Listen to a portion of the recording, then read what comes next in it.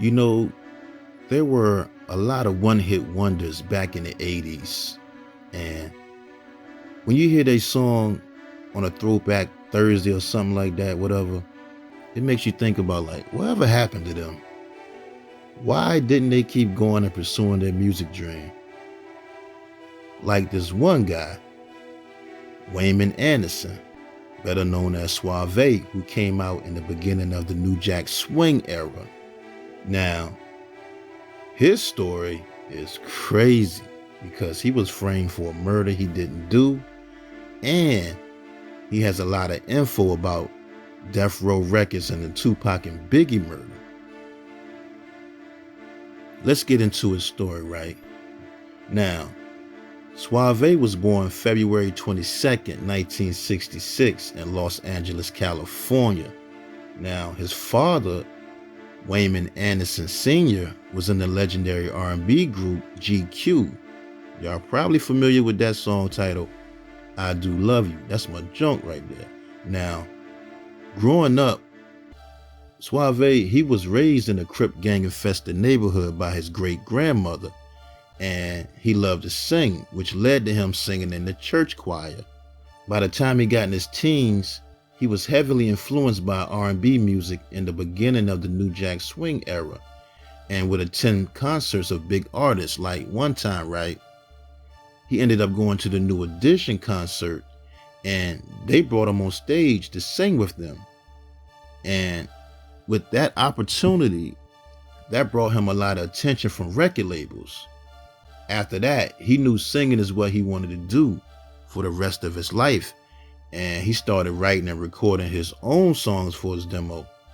Now, by the time he turned 19 years old, he ended up getting a 7-album, multi-million-dollar record deal with Capitol Records.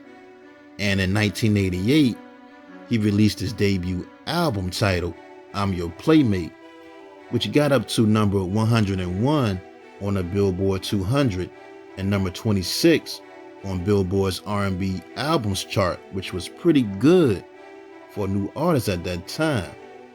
Now, his first single was a remake of the Temptations' hit My Girl, which did hit number 20 on the Billboard Hot 100 and number 3 on Billboard's Hot Black Singles chart, which wasn't bad. It wasn't bad considering his competition during that time was Bobby Brown with his debut album Don't Be Cruel. You had Michael Jackson had the Bad album out, Keith Sweat, and the list goes on. Now, the second single from his album titled Shake Your Body, that hit number 22 on Billboard's Hot Black Singles chart. Then in 1991, he released his second album titled To the Max with the single called Rock Your Boots, but that song failed to make any noise on the charts. And after that, it just seemed like his life and career just started to go down because he started doing drugs and getting high, and then he started hustling and selling drugs, and he was labeled a kingpin.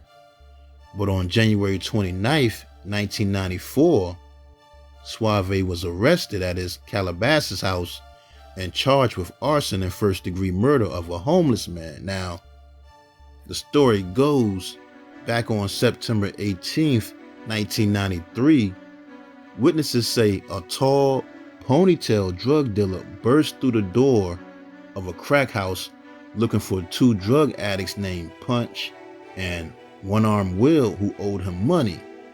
Now, when the drug dealer couldn't find them, that's when he went and got some gasoline, started splashing it everywhere in the crack house, balled up some newspaper and lit it on fire, tossed it, and burned the place down.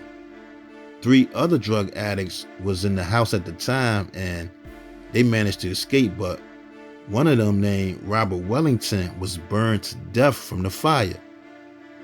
Now, weeks later, police, they ended up tracking down the drug addict, One-Armed Will, and when they got him, he was carrying a business card with a number on the back.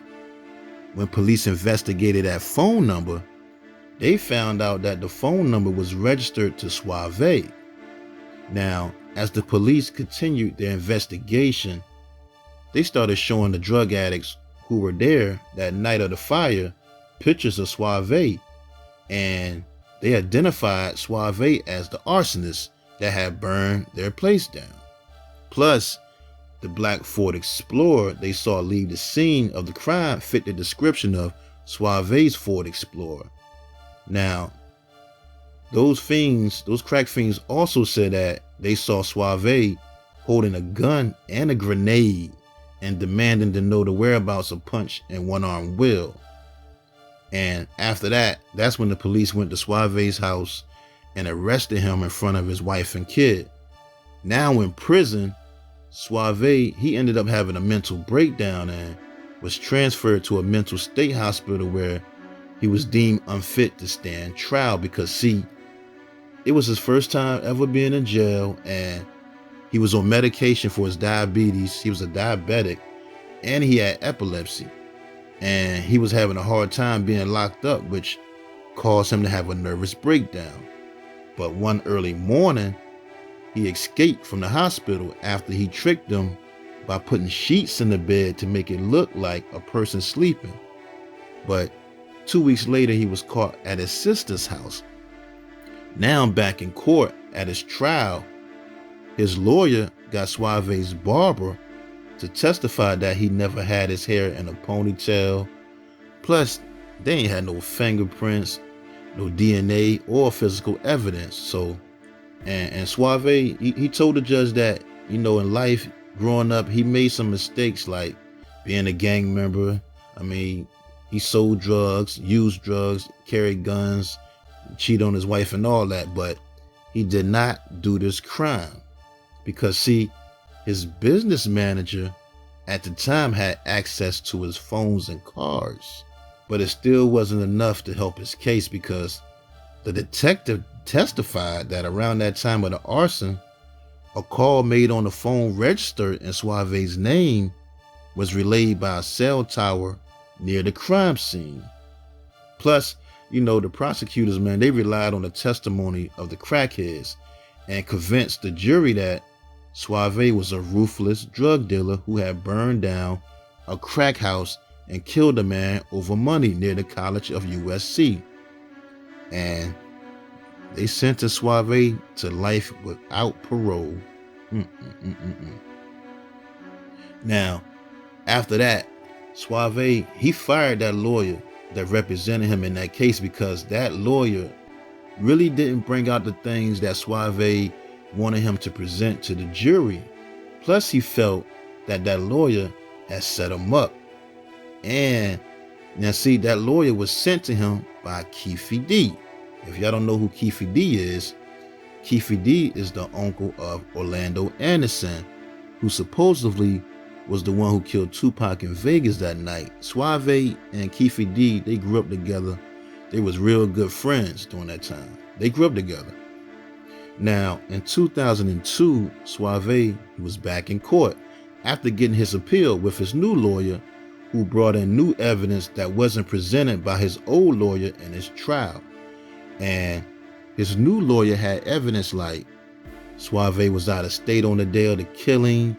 He had credit card receipts that would show he was in Mississippi visiting his sister that day of the murder. And even the minister in Mississippi vouched for Suave, claiming he saw Suave at church that day of the murder.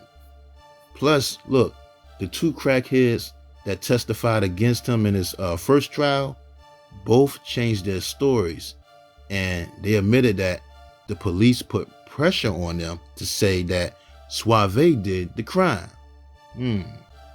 But check this though. The judge still felt all his new evidence, the alibis and everything, was all fake and fraudulent, and denied him from being released. But then check this out though. Now here's the crazy part though. Now, after that, right, years later, somehow Suave gets his name all in the Tupac and the Biggie murder. Because see, Suave, he knew everybody because he was in the music industry before.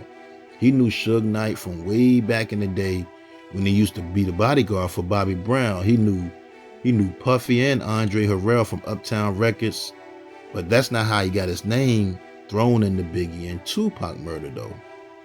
What happened was some FBI agents came to visit him in his jail cell after they found a cell phone registered in his name at Death Row Records office after it was raided by the feds. And when they checked the records of that cell phone, right, a lot of the phone calls were made on that phone the night Biggie died after leaving the Vibe party, which was at the Peterson Automotive Museum. And basically, the FBI, right, they told Suave, if he told the world that Suge Knight was the one that killed Biggie, they would get him out of prison. And if he didn't say that, he would never get out of prison. So Suave, in his deposition, he said 2 former LAPD cops named David Mack and Rafael Perez, plus Suge Knight, was the ones that killed Biggie. And what's crazy is those are the same suspects that Detective Russell Poole also blamed before he died mysteriously of a heart attack. Y'all make sure y'all check out that Russell Poole story on my channel. But anyway, now, Suave also said he was offered money from Biggie's lawyer and family for saying that Suge Knight and the cops killed Biggie. Because if y'all remember, Biggie's mom, Miss Wallace, had a big lawsuit against the LA police during that time. Now, Suave was saying all that in his deposition, right? He said all that in the deposition, but then months later, he recanted the story saying he lied about the whole thing and he made it up. But the truth is, he recanted his story because he received threats from Suge Knight and others, and he feared for him and his family's life. Now, Suave also accused Chuck Phillips. I don't know if y'all are familiar with Chuck Phillips. He did a lot of writing for the LA Times on the Death Row stories, Tupac and all that. But he accused Chuck Phillips as the one who gave him the message from Suge. Wow. It's just crazy, man, because the only thing about Suave, though, is his stories kept changing, which makes it confusing and you don't know what to believe. He's also saying that Harry O, Keefy D was in on the Biggie hit just to get back at Suge Knight because Suge never gave him his $1.5 million back after he invested in Death Row Records. I mean, Suave, man, he's saying now Suave's saying Puffy and Suge never had anything to do with the Biggie and Tupac murders. I don't know. I'm just gonna leave it alone. It's crazy. That's why the Tupac and Biggie case probably would never be solved because it's so complicated and so many key players in it, man. Just don't know what happened. And still to this day, Suave is still in prison. And now he has 4th stage throat cancer. And he's in a wheelchair. And he's still hoping that one day all charges against him will be dropped.